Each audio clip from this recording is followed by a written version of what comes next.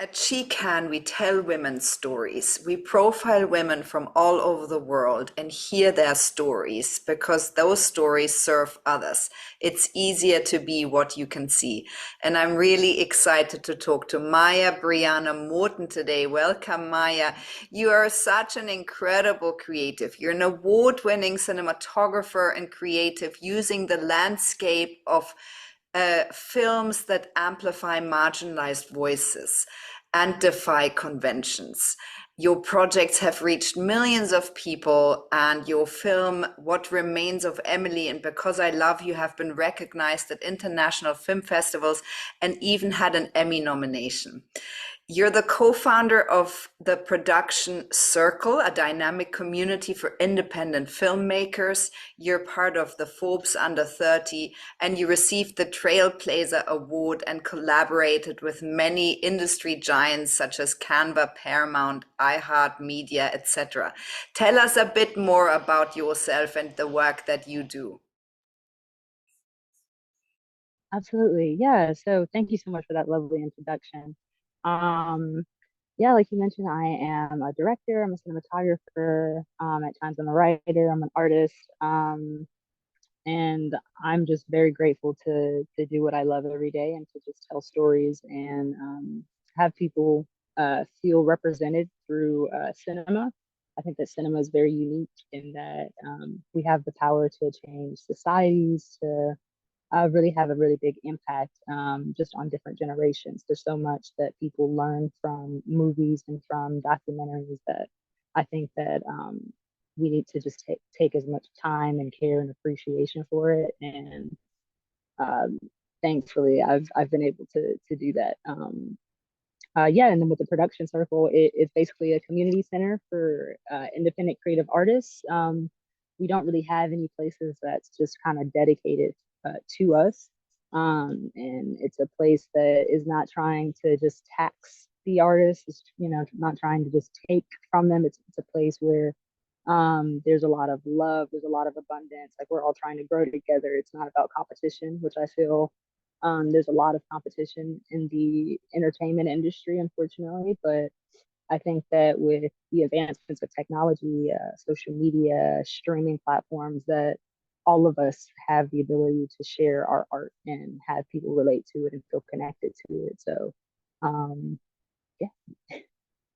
Maya, I'm so grateful that you mentioned that because I think that the typical sort of entertainment industry, Hollywood, is a really uh, difficult place. And I'm so grateful that you mentioned that there are spaces for creatives and filmmakers to congregate and foster a different kind of a vibe that is more inclusive and really wants to share different stories. Maya, so tell us a bit more about your journey. When did you realize you really care about this, that you are just born to be a creative and anything that you do will be along those lines? Tell us a bit more how your films have been born and how you got to where you are today, where you have been telling and are telling really important stories. Yeah. Well, as a kid, I always wanted to be an actress, honestly. And I actually grew up in Kuwait, so I didn't have the opportunity to really audition for professional things, just, school plays, musicals, things like that. So by the time it was time for me to go to university, I ended up going to Georgia State, and I was able to be a independent actress, on the indie scene, not as much Hollywood, but and kind of get a feel for what the industry was like. And then through that experience, I did that for about 3-ish years. And I was like, well, maybe I should go to school for this so that if this doesn't work out, I have something else to fall back on that's still within the same world. So I decided to get my master's in film and television, and I went to Savannah College of Art and Design. I went to their Atlanta campus, and through that program, I just kind of fell in love with directing and with cinematography, which is very interesting because I never had a desire to do that whatsoever growing up or prior to even going to the school. But I feel like when you're meant to do things, you're always going to kind of be pulled in that direction. And I used to have people tell me all the time when I was acting that I should be a director, that I should be telling my own stories, etc. But I unfortunately at the time kind of minimized my abilities or my capabilities. Um, and I feel like that's something that kind of happens to a lot of us, especially if we're not surrounded by other people that are artists or that do similar things or that have a more positive outlook on things. But yeah, thankfully, through that program, it's kind of like a boot camp. You just make a whole bunch of projects again and again and again, so you really get a feel for what it is that you're interested in or what you're good at, and what other people are good at and what they're doing. And now it's about 3 years after I've graduated from that school, and every day I fall more in love with the art of it. It's definitely at times a love-hate relationship at times. Because it is very difficult what we do, and it is a lot of long hours and uncertainty and a lot of money. But uh, once it's all said and done, and you put everything you can towards it, and you use positive intentions and make sure your message comes across, and oftentimes other people will relate to that, which is honestly the most beautiful thing to me, having something that we made out of thin air, if you will, something that's very much embodied in that time and that place, whether that's the actor that got selected or whether that's the location that we were able to secure. uh, it's all very specific to that moment, and I think it's super beautiful that people are able to resonate to things like that. Yeah, it really, the personal becomes so universal and it really creates connections for people. Mm-hmm. Maya, so I'm wondering, give us an example of a project you're working on now, and what are the challenges for you and how do you push through? Yeah. Um, so there's a project I'm working on called Prom. It is a mini series that I've created, and we are presently submitting it to grants and to fellowships and to different programs so that we can get funding for the project. We're trying not to crowdfund first. Like, we're really trying to figure out if we can. We're really trying to land investors. Uh, just because it'll open up a little bit more opportunities for us. We'll have more access to funds more than likely than just asking people that we know. So that's definitely been a struggle, just trying to figure out the business side of things.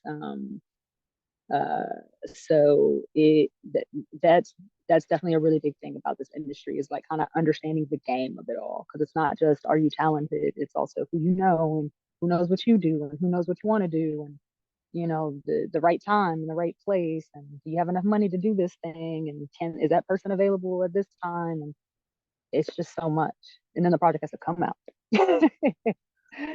So it's an endless journey.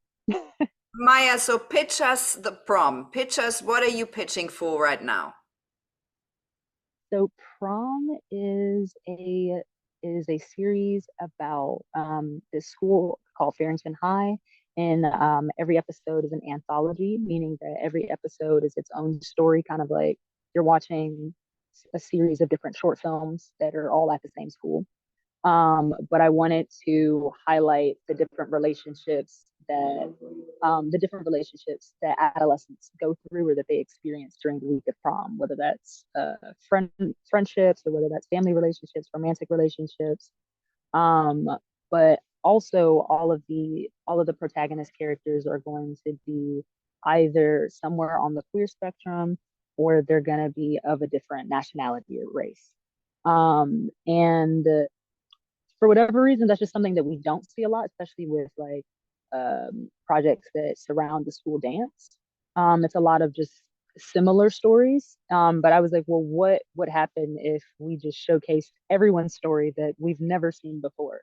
Because these are the real experiences that kids are going through. Um, and honestly, I did not like my school prom, but but I also think that it's because of the perceptions that we have based off of the media. A lot of I like to say a lot of the times that we experience things for the first time is through the media. whether that's how to talk to a crush, or whether that's, how to ask somebody to prom, or how to um, have your first kiss, even. Sometimes, a lot of times we witness these things, on a television show or on a movie before we personally experience them. And that can have an impact on the way that people are perceiving things, and the way that, people feel comfortable. And I think we need to kind of normalize, just adolescent experiences, and make it a little bit more relatable and also fun. And um, yeah, so that's a Yeah. little pitch of it. We have a whole Yeah. little pitch deck ready for anybody. But Yeah, yeah. thank you. I love that. How cool is that? And I totally agree with you. We always think these situations have to be this perfect scenario like we've seen in the movies. Mhm. And it's just rarely ever so. Right. Maya, so how much money do you hope to raise for that? It would be fantastic if we had $500,000 to create this project. It is 6 episodes, and every episode is 15 to 20 minutes. Amazing. Perfect. So what is your main motivator with all your projects, Maya, going forwards? I am trying to create the projects that I wish I saw growing up. I didn't necessarily feel represented in the projects that I saw on TV or in the theaters, and going to an international school, my friends also never really felt represented. And I also believe that um, outside of American cinema, that all like international films should be more mainstream. Like we need to see how similar we all are, and that we all experience the same things. It might just look slightly different just because of geography. But I think that if people were able to see other people that don't look like them, or that aren't necessarily going through something that they are going through, they would have a better outlook on the way they're perceiving the whole world. Yeah, I'm so thankful you say that, Maya, because I really think through creative arts, we have to bring people together. We have to propagate the Mm-hmm. wholeness and get away from the division that we see really in everything right now. Um, Absolutely. and where we come from and how we're raised and our experiences and political views, it's just so divisive and it's not serving us. Mm. Maya, so what top qualities do you think you have that make you so good at what you do, that serve you every day in your pursuits? Um, I believe that I'm really good at, and I'm really good during times of conflict. I have a very calm personality, which is very helpful in times of chaos, because in the arts there's a lot of anxiety and high tensions, and the clock is ticking. So being somebody that's in a leading position that is able to um, make sure that everybody stays a little simmer and doesn't escalate things really helps the overall project and the way that everybody else is experiencing their time in their day. um, and also just being to open to uh, or just adaptable, I would say. Adapt Able to be adaptable is really helpful for what I do. Yeah. Maya, so what are you most proud of to date? You've had really incredible awards already. You're included in a super important list. What is it for you that you are most proud of? Honestly, it's the creation of the production circle. That idea also came out of nowhere. I did not grow up with the intention to create a nonprofit or to have a community center or to do any of these things, but it was definitely a need that we had. And uh, through these last few years, I've just been coming to the understanding that, like, if I want something to be different, I have to create a change. I can't just wait around for somebody else to create it, or keep complaining about it. So thankfully we had access to a space, and we have a pretty big contact list of different creatives in the area that have similar needs. And it's like, okay, what can we do to collectively help each other?